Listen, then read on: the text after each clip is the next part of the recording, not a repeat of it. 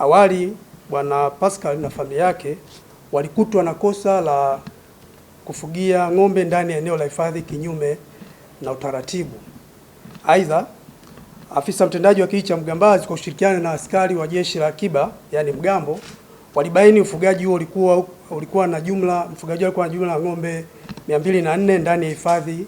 eneo la hifadhi. Bwana Pascal na ndugu zake walitakiwa na viongozi wao kulipa jumla ya shilingi milioni 17.5 kama faini, ikiwa ni thamani ya shilingi 80,000 kwa kila ng'ombe, na kuwataka kutoa mifugo yao katika eneo la hifadhi, utaratibu ambao kwa ukweli haukuwa sahihi na haukuzingatia maelekezo ya serikali. Bwana Pascal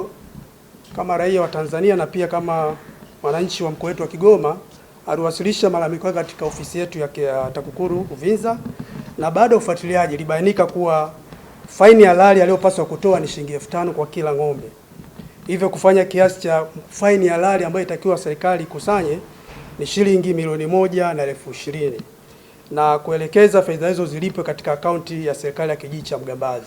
na sio kulipa fedha taslimu. Na kupitia utendaji huo basi tuliweza kumsaidia mwananchi wetu ambaye ni raia wa Tanzania, lakini pia na wananchi wetu wa Kigoma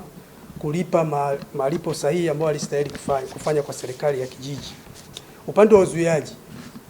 ufuatiliaji wa matumizi ya fedha za maendeleo. Katika kipindi hichi ofisi yetu ya mkoa wa Kigoma kwa kipindi cha mwezi wa Januari mpaka Machi ilifanikiwa kufuatilia jumla ya miradi ya 48 katika sekta za afya, elimu, ujenzi na utawala yenye thamani ya shilingi bilioni 10,388,383,510 na senti 2, na jumla ya miradi miwili yenye thamani ya shilingi bilioni 8 miradi 42 yani shilingi jumla bilioni 8,552,156,322 na senti 24 ilibainika kuwa na mapungufu, dosari mbalimbali ambazo kutokana pia na ufuatiliaji wa ofisi yetu za TAKUKURU katika wilaya zetu zote za mkoa wa Kigoma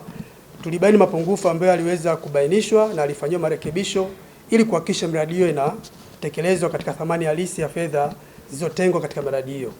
Lakini kuna miradi miwili ambayo tulikuta kuwa na changamoto yoyote. Katika ufuatiliaji wetu pia tuligundua kwamba miradi miwili yenye thamani ya shilingi milioni 51,129 na 300 imeanzishwa uchunguzi baada ya kufuatilia na kubaini dosari ambazo zinavunjwa au zimevunja sheria ya kuzuia rushwa namba 329. Miradi hii ni ambayo ipo katika wilaya yetu halmashauri ya Kakonko katika zahanati ya Kanonko na Kasanda. Uchunguzi unaendelea kukamilisha ili tuweze kuchukua hatua pale ambapo uthibitisho wa kisheria utawatia hatiani wahusika. Upande wa uendeshaji umma,